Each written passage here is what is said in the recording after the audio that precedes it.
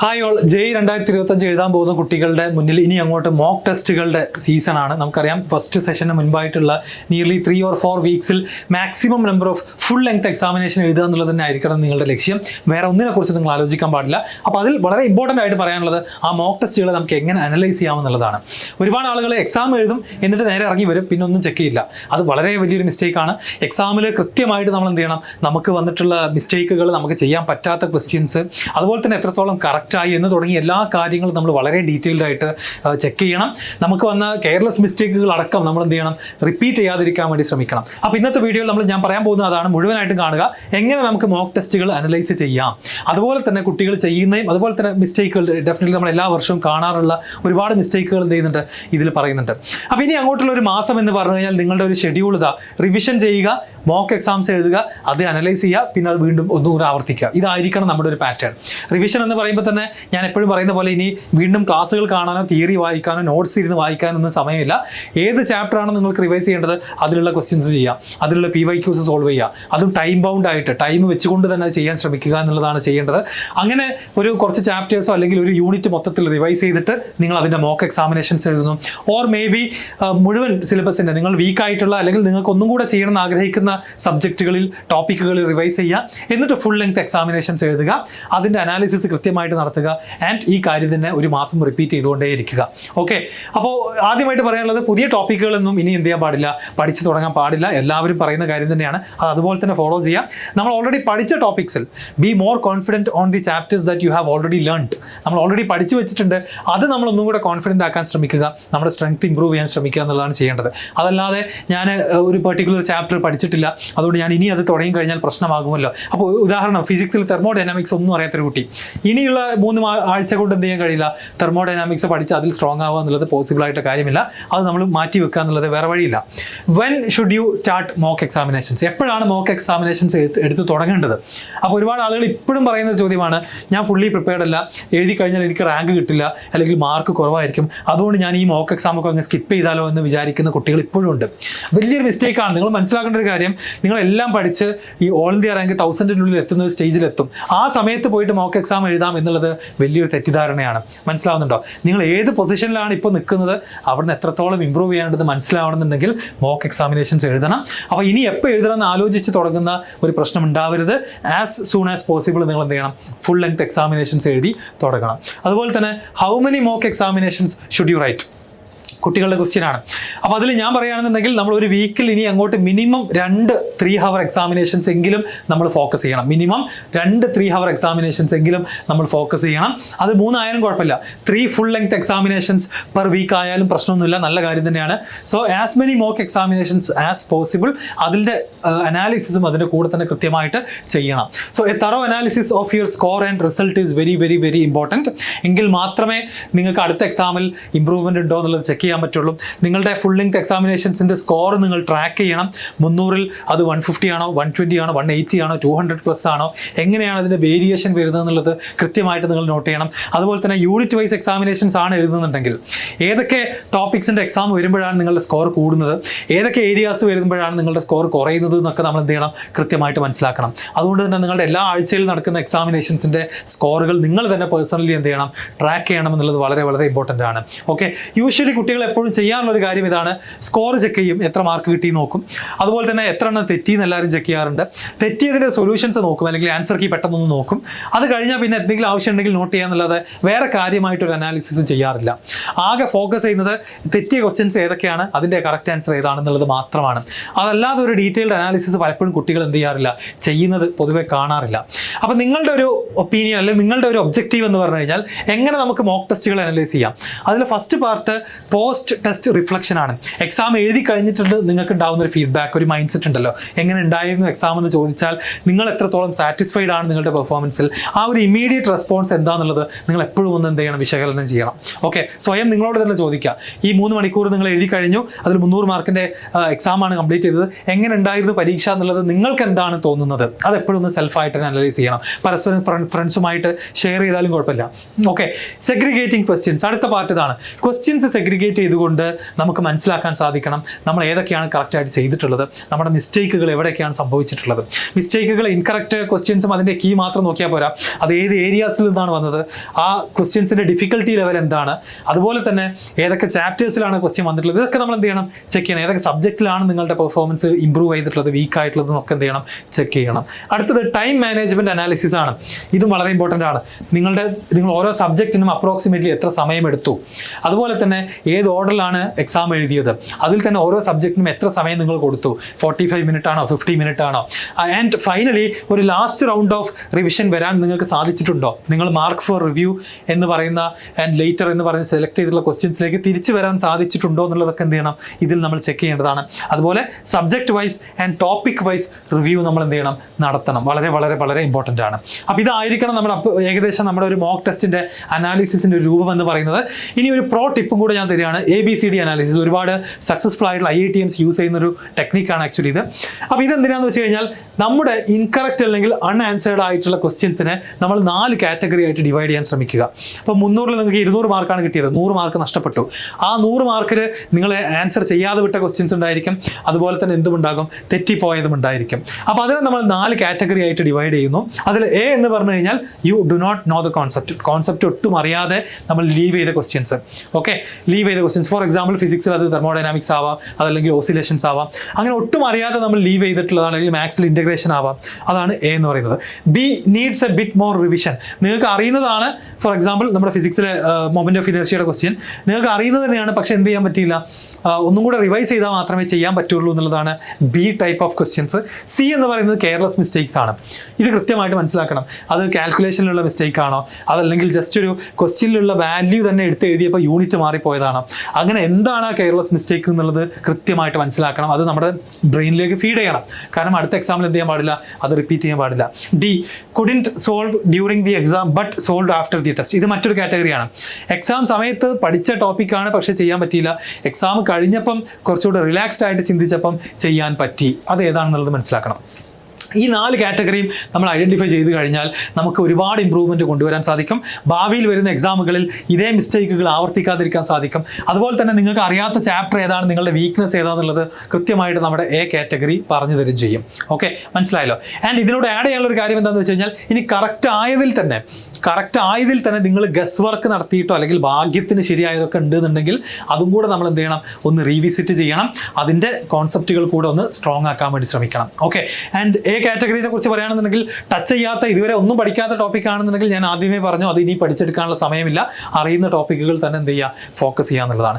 And finally പറയാനുള്ളത്, take advantage of technology. നമുക്കറിയാം നിങ്ങൾ എല്ലാവരും ഓൺലൈൻ കോഴ്സസ് ചെയ്യുന്ന ആളുകളാണ്, അല്ലെങ്കിൽ ഓൺലൈൻ എക്സാമുകൾ എഴുതുന്ന ആളുകളാണ്. തീർച്ചയായിട്ടും നമ്മളൊരു പെൻ ആൻഡ് പേപ്പർ മോഡിൽ ഒരു ക്ലാസ് റൂമിൽ ഇരുന്ന് എക്സാം എഴുതുമ്പോൾ അതിൽ നിന്ന് കിട്ടുന്ന ഒരു മോക്ക് ടെസ്റ്റ് അനാലിസിസിനേക്കാൾ ഒരുപാട് ഇൻഫർമേഷൻ നമുക്ക് എന്ത് ചെയ്യാൻ പറ്റും, ടെക്നോളജി ഉപയോഗിച്ചുകൊണ്ട് ഓൺലൈൻ എക്സാമുകളിലൂടെ നമുക്ക് നമ്മുടെ അനാലിസിസ് എടുക്കാൻ പറ്റും. അത് നിങ്ങൾ എന്ത് ചെയ്യണം, മാക്സിമം യൂട്ടിലൈസ് ചെയ്യണം. അപ്പോൾ നെക്സ്റ്റ് പാർട്ടിൽ ഞാൻ പറയാൻ പോകുന്നത് ഞങ്ങളുടെ തന്നെ JEE സ്പ്രിൻറ്റിൽ പ്ലാറ്റ്ഫോമിൽ ടെസ്റ്റ് സീരീസ് എഴുതുന്ന കുട്ടികൾക്ക് കിട്ടുന്ന മോക്ക് ടെസ്റ്റിൻ്റെ റിപ്പോർട്ടാണ്. ആ റിപ്പോർട്ടിൽ എന്തെല്ലാം കാര്യങ്ങൾ ഇൻക്ലൂഡ് ചെയ്തിട്ടുണ്ട് എന്നുള്ളത് നമുക്ക് നോക്കാം. സോ ഈ രൂപത്തിലാണ് നമ്മുടെ പ്ലാറ്റ്ഫോമിലുള്ള കുട്ടികൾക്ക് എക്സാം എഴുതി കഴിഞ്ഞാൽ കിട്ടുന്ന റിപ്പോർട്ട്. മോക്ക് ടെസ്റ്റിൻ്റെ അനാലിസിസ് ഒക്കെ ഡീറ്റെയിൽഡ് ആയിട്ട് തന്നെ കൊടുത്തിട്ടുണ്ട്. അപ്പോൾ ഇതിൽ ഓരോ നിലയും ഓരോ ഫീച്ചേഴ്സും എന്താണെന്ന് നമുക്ക് നോക്കാം.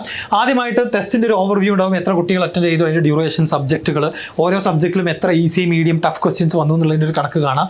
ആൻഡ് അതിന് താഴേക്ക് പോയി കഴിഞ്ഞാൽ നമ്മുടെ പെർഫോമൻസിൻ്റെ ഒരു സമ്മറി, നമുക്ക് എത്ര മാർക്ക് കിട്ടി, ആവറേജ് എത്രയാണ്, ഹയസ്റ്റ് എത്രയാണ്, റാങ്ക് എത്രയാണ്, പെർസെൻറ്റേജ് എത്രയാണെന്നുള്ള കാര്യങ്ങളൊക്കെ കാണാൻ സാധിക്കും. ആൻഡ് താഴേക്ക് വരുമ്പം ഈ ഒരു അസസ്മെൻറ്റ് റിപ്പോർട്ടിൽ ആക്ച്വലി 4 സെക്ഷൻസ് ആണ്. സെക്ഷൻ 1 കോൺസെപ്റ്റ് വൈസ് ഉള്ള പെർഫോമൻസ്, സ്കിൽ സെറ്റ് വൈസ് ഉള്ള പെർഫോമൻസ്, അതുപോലെ തന്നെ ഡിഫിക്കൽട്ടി വൈസ് പെർഫോമൻസ് എങ്ങനെയാണ്, ടൈം യൂട്ടിലൈസേഷൻ അസസ്മെൻറ്റ് എങ്ങനെ ചെയ്തിട്ടുണ്ട് എന്നുള്ളത് കാണാൻ സാധിക്കും. ആൻഡ് ആദ്യം തന്നെ നമുക്കൊരു ഓവറോൾ റെക്കമെൻഡേഷൻ വായിക്കാം. ഓവറോൾ റെക്കമെൻഡേഷനിൽ പറയുക, ഇവർ 2 കാര്യങ്ങൾ പറഞ്ഞിട്ടുണ്ടാവും. ഒന്ന്, revisit the test and specially the questions listed as actionable questions. അപ്പോൾ ഓരോ സെക്ഷനിലും അനാലിസിസ് കഴിഞ്ഞിട്ട് ആക്ഷനബിൾ ക്വസ്റ്റ്യൻസ് ഏതൊക്കെയാണെന്നുള്ളത് ഈ റിപ്പോർട്ട് പറഞ്ഞു തരും. അത് റീവിസിറ്റ് ചെയ്യാൻ ഈ കുട്ടിയോട് പറഞ്ഞിട്ടുണ്ട്. അത് കാരണം എന്താണെന്ന് വെച്ച് കഴിഞ്ഞാൽ solutions to understand where you missed out. Okay, അതുപോലെ AI ജനറേറ്റഡ് അസൈൻമെൻറ്റ് കിട്ടും. വീക്ക്നെസ്സുകളെല്ലാം മനസ്സിലാക്കിക്കൊണ്ട് ആ ടൈപ്പ് ഓഫ് ക്വസ്റ്റ്യൻസ് ഒന്നും കൂടെ ജനറേറ്റ് ചെയ്യുന്ന ഒരു അസൈൻമെൻറ്റും കുട്ടികൾക്ക് എന്ത് ചെയ്യും, ഈ ഒരു ടെസ്റ്റിൻ്റെ ഭാഗമായിട്ട്, റിപ്പോർട്ടിൻ്റെ ഭാഗമായിട്ട് കിട്ടും. സെക്ഷൻ 1 കോൺസെപ്റ്റ് വൈസ് പെർഫോമൻസ് ആണ്. ഓരോ കോൺസെപ്റ്റിലും നമ്മുടെ ക്വസ്റ്റ്യൻസിനെല്ലാം കോൺസെപ്റ്റുകളുടെ ടാഗ് അടക്കമുണ്ട്. ഏതൊക്കെ കോൺസെപ്റ്റുകളാണ് ചെയ്യാൻ പറ്റാത്തത്, അതിൽ തന്നെ ബാക്കിയുള്ള കുട്ടികൾ എല്ലാവരും ചെയ്ത് നമുക്ക് ചെയ്യാൻ പറ്റാത്ത ക്വസ്റ്റ്യൻസ് ഏതൊക്കെയാണെന്ന് എന്നുള്ളത് കൃത്യമായിട്ട് ഇവിടെ മെൻഷൻ ചെയ്യും. So given below are the concepts and questions which if revised and practice will result in most drastic performance improvement എന്ന് കൃത്യമായിട്ട് എന്ത് ചെയ്തിട്ടുണ്ട് പറഞ്ഞിട്ടുണ്ട്. ഇവിടെ നിങ്ങൾക്ക് കാണാം we have listed 4 questions that you missed out but were answered correctly by high percentage of test takers. കൂടുതൽ ആളുകൾ ശരിയാക്കി നമ്മൾ തെറ്റിച്ച ചോദ്യങ്ങൾ അത് ഏതൊക്കെ കോൺസെപ്റ്റ് ആണെന്നുള്ളതാണ് കൃത്യമായിട്ട് ഇവിടെ ഉണ്ടായിരിക്കാം. അപ്പോൾ ഫിസിക്സിലെ ക്വസ്റ്റ്യൻ നമ്പർ 78, 63, 64, 62 എന്തുണ്ട് പ്രശ്നമുണ്ട്. 2 ഇൻകറക്റ്റ് ആണ്, 2 അൺഅറ്റൻഡഡ് ആണ്. അതിൽ തന്നെ 31% കുട്ടികൾ ആ ക്വസ്റ്റ്യൻ ചെയ്തിട്ടുണ്ട്. ഇതുണ്ട് 29% കുട്ടികൾ ശരിയാക്കിയ ക്വസ്റ്റ്യൻ ആണ് നമ്മൾ തെറ്റിച്ചിട്ടുള്ളത്. അത് ഏത് കോൺസെപ്റ്റിനെ ബേസ് ചെയ്തിട്ടാണ്? Pendulum, vertical circular motion, body tied to a string moving in a vertical circle തുടങ്ങിയ കോൺസെപ്റ്റിലെ ക്വസ്റ്റ്യൻസ് ആണ് ഈ ടെസ്റ്റിൽ എന്ത് ചെയ്തിട്ടുള്ളത് നമ്മൾ മിസ്റ്റേക്ക് വരുത്തിയിട്ടുള്ളത്. ശ്രദ്ധിക്കേണ്ട കാര്യങ്ങൾ. അതുപോലെ തന്നെ കെമിസ്ട്രിയിലും ഏറ്റവും കൂടുതൽ കുട്ടികൾ ശരിയാക്കിയ ചോദ്യങ്ങൾ നമുക്ക് ചെയ്യാൻ പറ്റാത്തത് ഏതാണ്? കേട്ടോ, 49% ആളുകൾ ശരിയാക്കി, പക്ഷേ ഈ സ്റ്റുഡൻറ്റിന് അത് ചെയ്യാൻ പറ്റിയിട്ടില്ല. അത് എസ്റ്റിമേഷൻ ഓഫ് മോളിക്കുലർ ഫോർമുലയാണ്. അത് ഏത് കോൺസെപ്റ്റ് ആണെന്ന് വരെ നമുക്ക് എന്ത് ചെയ്യാൻ പറ്റും, മനസ്സിലാക്കാൻ സാധിക്കും. ആൻഡ് മൂവിങ് ഫോർവേഡ് മാത്സിലും സിമിലർലി നമുക്ക് അതുപോലെ തന്നെ എന്ത് കാണാം, ഒരു 4 ക്വസ്റ്റ്യൻസ് കാണാം. ആക്ഷനബിൾ ആയിട്ട് നമ്മൾ ഇമ്മീഡിയറ്റ്ലി അഡ്രസ് ചെയ്യേണ്ട 4 ചോദ്യങ്ങൾ നമുക്ക് കാണാൻ സാധിക്കും. ഇനി സെക്ഷൻ 2ലേക്ക് പോകുകയാണെങ്കിൽ സ്കിൽ സെറ്റ് വൈസ് ആണ്. സ്കിൽ സെറ്റ് എന്നോട് ഉദ്ദേശിച്ചത് 3 ടൈപ്പ് ഓഫ് സ്കിൽ സെറ്റുകളാണ് മെയിൻലി കോമ്പറ്റേറ്റീവ് എക്സാംസിന് ചോദിക്കുക. ഒന്ന് റീകളക്ഷൻ ആൻഡ് ബേസിക് ആപ്ലിക്കേഷൻ. നമ്മൾ പഠിച്ച കാര്യങ്ങൾ തന്നെ ഫോർമുലാസും മറ്റുമൊക്കെ ഫണ്ടമെന്റൽസ് ഒക്കെ റീകളക്ട് ചെയ്തിട്ട് അപ്ലൈ ചെയ്യുന്ന more or less direct question based on fact and formula. അല്ലെങ്കിൽ പിന്നെ ന്യൂമറിക്കൽ പ്രോബ്ലം സോൾവിങ്, കുറച്ചുകൂടെ നമ്പേഴ്സ് വരുന്ന ടൈപ്പ് ഓഫ് ക്വസ്റ്റ്യൻസ് ആണ് എന്തിലുണ്ടായിരിക്കാം, NPA എന്ന് പറയുന്ന സെക്ഷൻ, NPS എന്ന് പറയുന്ന സെക്ഷനിലുള്ളത്. പിന്നെ critical thinking requires application of multiple unrelated concept or application of thought and imagination വരുന്നതാണ് മൂന്നാമത്തെ സ്കിൽ എന്ന് പറയുന്നത്. അങ്ങനെ ആ സ്കില്ലുകളെ ബേസ് ചെയ്തിട്ടുള്ള ക്വസ്റ്റ്യൻസിലുള്ള പെർഫോമൻസ് എങ്ങനെയാണ് അതിൽ നമുക്ക് കാണാം. ഫിസിക്സിൽ ഇതാ പർപ്പിൾ കളറിൽ കൊടുത്തത് NPS ആണ്, ന്യൂമറിക്കൽ ആണ്. ഓറഞ്ച് കളറിൽ റീകളക്ഷൻ ബേസ്ഡ് ആണ്, യെല്ലോ കളർ CT ആണ്. അപ്പോൾ അതിൽ ഓരോ ഫിസിക്സിലെ 30 ക്വസ്റ്റ്യൻസിലാണെന്നുണ്ടെങ്കിൽ അതിലെ എത്ര എണ്ണം, 26 എണ്ണം NPS ആണ്. കെമിസ്ട്രിയിൽ 20 എണ്ണം ന്യൂമറിക്കലാണ്. മാത്സിൽ 29 എണ്ണം ന്യൂമറിക്കലാണ്. ബാക്കിയുള്ള ക്വസ്റ്റ്യൻസിന്റെ നമ്പർ ഇവിടെ കാണാം. 3 എണ്ണം എന്താണ്, റീകളക്ഷൻ ബേസ്ഡ് ആണ്. അങ്ങനെ ആ 26ൽ നമ്മൾ എത്ര ചെയ്തിട്ടുണ്ട്? ഗ്രീൻ ഉദ്ദേശിക്കുന്നത് എന്താണ്, കറക്റ്റ് ആയത്, റെഡ് ഇൻകറക്റ്റ്, അതുപോലെ തന്നെ വൈറ്റ് എന്താണ്, ഗ്രേ എന്താണ്, അൺഅറ്റംപ്റ്റഡ് ആണ്. അങ്ങനെ ഓരോ സ്കിൽ സെറ്റ് ബേസ്ഡ് ക്വസ്റ്റ്യനിൽ നമ്മൾ എത്ര ശരിയാക്കിയിട്ടുണ്ട്. അത് തന്നെ കമ്പാരിസണോടുണ്ട്. ഫിസിക്സിൽ നോക്കുകയാണെങ്കിൽ 90%ലുമായിട്ട് നമ്മുടെ ഒരു പെർഫോമൻസ് എന്ത് ചെയ്തിട്ടുണ്ട്, കമ്പയർ ചെയ്തിട്ടുണ്ട്. ഇവിടെ നമുക്ക് കാണാം റിലേറ്റീവ് പെർഫോമൻസ് നമുക്ക് ഓരോ സബ്ജക്റ്റ് വൈസ് 90% എത്താൻ വേണ്ടിയിട്ട് എത്രയാണ് നമ്മൾ ചെയ്യേണ്ടിയിരുന്നത് എന്നുള്ളത് ഇവിടെ കൃത്യമായിട്ട് കാണാൻ സാധിക്കും ഫിസിക്സിലും മാത്സിലും. അത് റീകളക്ഷൻ ബേസ്ഡ് നമ്മുടെ പെർഫോമൻസ്, അതുപോലെ തന്നെ ന്യൂമറിക്കലിലുള്ള നമ്മുടെ പെർഫോമൻസ്, ക്രിട്ടിക്കൽ തിങ്കിങ്ങിൽ നമ്മുടെ പെർഫോമൻസ് നമുക്ക് ഇവിടെ കാണാൻ സാധിക്കും. അതിൽ താഴേക്ക് വന്നു കഴിഞ്ഞാൽ നമുക്ക് ആക്ഷനബിൾ ക്വസ്റ്റ്യൻസ് എന്ന് പറഞ്ഞിട്ട് ഒരു ലിസ്റ്റ് തന്നിട്ടുണ്ടായിരിക്കും. അപ്പോൾ ഈ നമ്പേഴ്സ് എന്താണ്, ഈ നമ്പേഴ്സ് ഇൻഡിക്കേറ്റ് ചെയ്യുന്നത് നമ്മൾ പോയി ചെക്ക് ചെയ്യേണ്ട ക്വസ്റ്റ്യൻ ആണ്. തീർച്ചയായിട്ടും നമ്മൾ ഒന്നും കൂടെ സൊല്യൂഷൻ പോയിട്ട് ടെസ്റ്റ് ചെയ്യേണ്ട ചോദ്യങ്ങളാണെന്നുള്ളത് കൃത്യമായിട്ട് കാണാൻ സാധിക്കും. ആൻഡ് താഴേക്ക് പോയി കഴിഞ്ഞാൽ സെക്ഷൻ 3 ഡിഫിക്കൽട്ടി വൈസ് നമ്മുടെ പെർഫോമൻസ് എങ്ങനെയാണ്. അപ്പം ഈസി, മീഡിയം, ടഫ് എന്ന് പറഞ്ഞിട്ട് 3 ഡിഫിക്കൽട്ടി വൈസ് ക്വസ്റ്റ്യൻസ് നമുക്ക് ഇവിടെ കാണാം. അതിൽ റിലേറ്റീവ് പെർഫോമൻസ്, നമ്മുടെ പെർഫോമൻസ് കാര്യങ്ങളൊക്കെ ഇവിടെ കാണാൻ സാധിക്കും. അതിന് ആക്ഷനബിൾ ക്വസ്റ്റ്യൻസ് നമുക്ക് വേണ്ടി എന്ത് ചെയ്തിട്ടുണ്ട്, റെക്കമെൻഡ് ചെയ്ത് തന്നിട്ടുണ്ടായിരിക്കും. അപ്പോൾ ഓരോന്നിലും ഫിസിക്സിലെ easy, moderate and tough questions അതിൽ നമ്മൾ എത്ര ശരിയാക്കിയിട്ടുണ്ട്, എത്ര ലീവ് ചെയ്തു, എത്ര തെറ്റിച്ചു എന്നുള്ളത് മനസ്സിലാക്കാൻ സാധിക്കും. 90%ൽ മുകളിൽ വന്നിട്ടുള്ള കുട്ടികൾ എത്രയാണ് ചെയ്തതെന്നുള്ളത് നമുക്ക് ഇവിടെ കൃത്യമായിട്ട് എന്താണ് ഇവിടെ കാണാൻ വേണ്ടി സാധിക്കും. അപ്പോൾ ഓരോ കാറ്റഗറി, ഓരോ സബ്ജക്റ്റിലും ഓരോ കാറ്റഗറിയിലും കൃത്യമായിട്ട് നമുക്ക് എന്ത് ചെയ്യാം, ഇത് കാണാം. ഇവിടെയും എന്ത് ചെയ്തിട്ടുണ്ട്, ആക്ഷനബിൾ ക്വസ്റ്റ്യൻസ് തന്നിട്ടുണ്ട്. ഇതിന്റെ മീനിങ് എന്താണ്, അതായത് ഒരുപാട് ആളുകൾ ശരിയാക്കി, ഇത് കണ്ടോ, ഓൾ ഇന്ത്യ കറക്റ്റ്, ഏറ്റവും മൊത്തത്തിൽ എത്ര % കുട്ടികളാണ് ആ ക്വസ്റ്റ്യൻ ശരിയാക്കിയത്, എന്നിട്ട് നമ്മളത് തെറ്റിച്ചു. 60% കുട്ടികളും ശരിയാക്കിയ ഒരു ക്വസ്റ്റ്യൻ, അതൊരു മോഡറേറ്റ് ചോദ്യമാണ്, അത് നമ്മൾ അൺഅറ്റംപ്റ്റഡ് ആയിട്ടുണ്ട്. അത് നമ്മൾ തീർച്ചയായിട്ടും റീവിസിറ്റ് ചെയ്യണം. അതിന് വേണ്ടി എടുത്തിട്ടുള്ള ടൈമും, കറക്റ്റ് ആക്കാൻ വേണ്ടി എടുത്ത സമയവും ആൻഡ് നമ്മുടെ സമയം കേട്ടോ. അപ്പോൾ ഈ ആക്ഷനബിൾ ക്വസ്റ്റ്യൻസിൽ ആവറേജ് ടൈം കറക്റ്റ് ആക്കിയ കുട്ടികളുടെ സമയം നമ്മളെടുത്ത സമയമാണ് ഇവിടെ തന്നിട്ടുള്ളത്. ഇത് കണ്ടോ, 119 സെക്കൻഡ് ആവറേജ് എടുത്തുകൊണ്ട് ശരിയാക്കിയ ചോദ്യമാണ്. നമ്മളത് 179 സെക്കൻഡ് എടുത്തു. എന്നാൽ ഈ സ്റ്റുഡൻറ്റ് എന്താണ് അത് ഇൻകറക്റ്റ് ആക്കുകയും ചെയ്തു. പക്ഷേ 35% ആളുകളും അത് എന്ത് ചെയ്തിട്ടുണ്ട്, ശരിയാക്കിയിട്ട്. അപ്പോൾ ഇങ്ങനെ ഒരുപാട് ഇൻസൈറ്റുകൾ നമുക്ക് ടെക്നോളജി ഉപയോഗിച്ചിട്ട് നേടിയെടുക്കാൻ സാധിക്കും. And last one time utilization ആണ്. സമയം എത്രത്തോളം യൂട്ടിലൈസ് ചെയ്തു എന്നുള്ളത് വളരെ വളരെ ഇമ്പോർട്ടൻ്റ് ആണ്. സബ്ജക്റ്റ് വൈസ് നോക്കി കഴിഞ്ഞാൽ ഫിസിക്സിൽ എത്ര സമയം എടുത്തു, ടോപ്പേഴ്സ് ആയിട്ടുള്ള ആളുകൾ എത്രയാണ് എടുത്തത്. കെമിസ്ട്രി ആൻഡ് മാത്തമാറ്റിക്സിലും നമ്മുടെ സമയം എത്രയാണ്, ടോപ്പേഴ്സിന്റെ സമയം എത്രയാണ്. Skill set vice time spend നമുക്ക് നോക്കാം. RBA റീകളക്ഷൻ ബേസ്ഡ് ക്വസ്റ്റ്യൻസിൽ നമ്മൾ എത്ര സമയം കൊടുത്തു, ടോപ്പേഴ്സ് എത്ര സമയമാണ് സ്പെൻഡ് ചെയ്തത്. ന്യൂമറിക്കൽ ക്വസ്റ്റ്യൻസിന് 355 മിനിറ്റ് ഈ കുട്ടി സ്പെൻഡ് ചെയ്തു, ഈ സ്റ്റുഡൻറ്റ്. പക്ഷേ ടോപ്പേഴ്സ് 152 ആണ്, 90% അബവ് സ്പെൻഡ് ചെയ്തിട്ടുള്ളത്. CT ക്രിട്ടിക്കൽ തിങ്കിങ് ക്വസ്റ്റ്യൻസിലും എത്രത്തോളം ചെയ്തിട്ടുണ്ട്. ഡിഫിക്കൽട്ടി വൈസ് ടൈം സ്പെൻഡിലേക്ക് നോക്കുകയാണെങ്കിൽ ഈസി ക്വസ്റ്റ്യൻസിലാണ് 77 മിനിറ്റ് സ്പെൻഡ് ചെയ്തത്, മോഡറേറ്റ് 88 ആണ്. ടഫ് ക്വസ്റ്റ്യൻസിന്റെ നമ്പർ കുറവായതുകൊണ്ട് 6 മിനിറ്റ് മാത്രം സ്പെൻഡ് ചെയ്തിട്ടുള്ളൂ. അത് 90%ലുമായിട്ട് കമ്പയർ ചെയ്യുകയാണെങ്കിൽ 78, 80 അത് വലിയ കുഴപ്പമില്ല, അവർ ചെയ്ത ചെയ്ത പോലെ തന്നെയാണ് ഈ സ്റ്റുഡൻറ്റും ചെയ്തിട്ടുള്ളത്. അതിൻ്റെ ഒരു പൈ ഡയഗ്രാം പോലെ നമുക്കിവിടെ കാണാൻ സാധിക്കും. ഓക്കെ, അപ്പോൾ ഇതാണ് ഞാൻ പറഞ്ഞു വരുന്നത്. സോ ബേസിക്കലി നിങ്ങൾ ചെയ്യേണ്ട കാര്യം ഇത്രയേ ഉള്ളൂ. നമ്മൾ ഒരു ഓൺലൈൻ ആയിട്ട് നിങ്ങൾ എക്സാം എഴുതുന്നുണ്ടെങ്കിൽ ഇതുപോലത്തെ ഒരു ടെസ്റ്റ് റിപ്പോർട്ടും കൂടെ ഉള്ള ഒരു പ്ലാറ്റ്ഫോമാണ് ഉറപ്പുവരുത്തുക. അങ്ങനെയാണെങ്കിൽ കുറച്ചുകൂടെ ഡീറ്റെയിൽഡ് ആയിട്ട് നമുക്ക് ഇൻസൈറ്റുകൾ എന്ത് ചെയ്യാൻ പറ്റും, കിട്ടുന്നതാണ്.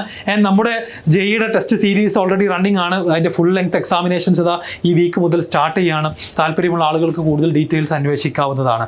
ഓക്കെ, ആൻഡ് ഫൈനലി പറയാനുള്ളത്, ഓൾറെഡി നിങ്ങൾ അറിഞ്ഞു കാണും, ഈ വർഷം ജെഇ എഴുതാൻ പോകുന്ന 2025 എഴുതാൻ പോകുന്ന കേരളത്തിലെ മുഴുവൻ കുട്ടികളെയും ഇൻക്ലൂഡ് ചെയ്തുകൊണ്ടുള്ള ഒരു ഫ്രീ മോക്ക് ടെസ്റ്റ് നമ്മൾ പ്ലാൻ ചെയ്തിട്ടുണ്ട്. ജനുവരി 18 ആ എക്സാമിൻ്റെ ഡേറ്റ്. അപ്പോൾ ഒട്ടും സമയം വൈകേണ്ട, രജിസ്റ്റർ ചെയ്തോളൂ. ജനുവരി 18 ശനിയാഴ്ചയാണ് ഈ ഒരു ഫ്രീ ആയിട്ട് നടക്കുന്ന മോക്ക് ടെസ്റ്റ് കണ്ടക്ട് ചെയ്യാൻ പോകുന്നത്. അതിൽ നമുക്ക് ഈ പറഞ്ഞ പോലെ തന്നെ ഒരു സ്റ്റേറ്റ് വൈഡ് കോമ്പറ്റീഷനും ജെഇ 2025 പാറ്റേണിലുള്ള എക്സാമുകൾ, അതിൻ്റെ ഡീറ്റെയിൽഡ് അനാലിസിസ്, സൊല്യൂഷൻസ് ഒക്കെ നിങ്ങൾക്ക് അവൈലബിൾ ആയിരിക്കും. നിങ്ങളുടെ AIR% നമുക്ക് ഒരുപാട് ആളുകൾ എഴുതുകയാണെന്നുണ്ടെങ്കിൽ നമുക്ക് എന്ത് ചെയ്യാൻ പറ്റും, വളരെ നന്നായിട്ട് പ്രെഡിക്റ്റ് ചെയ്യാൻ സാധിക്കും. അപ്പോൾ ഈ വർഷം ജെഇ എഴുതാൻ പോകുന്ന നിങ്ങളുടെ +2 ഫ്രണ്ട്സിനോ അല്ലെങ്കിൽ റിപ്പീറ്റേഴ്സ് ആയിട്ടുള്ള ജെഇ മെയിൻ എഴുതാൻ പോകുന്ന എല്ലാവർക്കും എന്ത് ചെയ്യണം, നമ്മുടെ എക്സാമിൻ്റെ ഡീറ്റെയിൽസ് നിങ്ങൾ അയച്ചു കൊടുക്കണം. മാക്സിമം നമ്പർ ഓഫ് കുട്ടികൾ എഴുതിക്കൊണ്ട് അതൊരു ഗംഭീര വിജയമാക്കി മാറ്റുകയും ചെയ്യണം. അതിൻ്റെ രജിസ്ട്രേഷൻ ലിങ്ക് ഡിസ്ക്രിപ്ഷനിലും കമൻറ്റിലുണ്ട്. എത്രയും പെട്ടെന്ന് രജിസ്റ്റർ ചെയ്യുക. കൂടുതൽ ഡീറ്റെയിൽസ് നിങ്ങൾ അറിയിക്കാം. ഓൺലൈൻ എക്സാം ആണ്. വീട്ടിലിരുന്നു കൊണ്ട് തന്നെ നിങ്ങൾക്ക് ഫോണിലോ കമ്പ്യൂട്ടറിലോ ഒക്കെ എഴുതാൻ സാധിക്കുന്നതാണ്. വേറെ ഇങ്ങോട്ട് പോകേണ്ട ആവശ്യമൊന്നുമില്ല. ഓൾറെഡി നിങ്ങൾ സെൻറ്റേഴ്സിലൊക്കെ പോയിട്ടുള്ള എക്സാമുകൾ മറ്റും എഴുതുന്നുണ്ടാകും. ഇത് നിങ്ങൾക്ക് വീട്ടിലിരുന്നു കൊണ്ട് തന്നെ എഴുതാൻ പറ്റുന്ന ഒരു ഫ്രീ ആയിട്ടുള്ള ജെഇയുടെ എക്സാം തന്നെയാണ്. ഇൻ കേസ് കേരളത്തിന് പുറത്തുള്ള കുട്ടികൾക്കും താല്പര്യമുണ്ടെങ്കിൽ ഡെഫിനറ്റ്ലി എന്ത് ചെയ്യാം, ജോയിൻ ചെയ്യാവുന്നതാണ്. ഇതൊരു ഗ്രാൻഡ് സക്സസ് ആക്കുക എന്നുള്ളത് മാത്രമാണ് നിങ്ങളോട് എനിക്ക് പറയാനുള്ള റിക്വസ്റ്റ്. സോ ഈ പറഞ്ഞ രൂപത്തിൽ നിങ്ങൾ മോക്ക് ടെസ്റ്റുകൾ കൂടുതലായിട്ട് എഴുതി തുടങ്ങാം. അത് നന്നായിട്ട് അനലൈസ് ചെയ്യുക എന്നുള്ളതാണ് നെക്സ്റ്റ് 3 to 4 വീക്സിൽ നിങ്ങൾ ചെയ്യേണ്ട കാര്യം. എല്ലാ ജെഇ ആസ്പിറൻസിനും XNY ടീമിൻ്റെ ഭാഗത്തുനിന്നും ഓൾ ദ ബെസ്റ്റ്.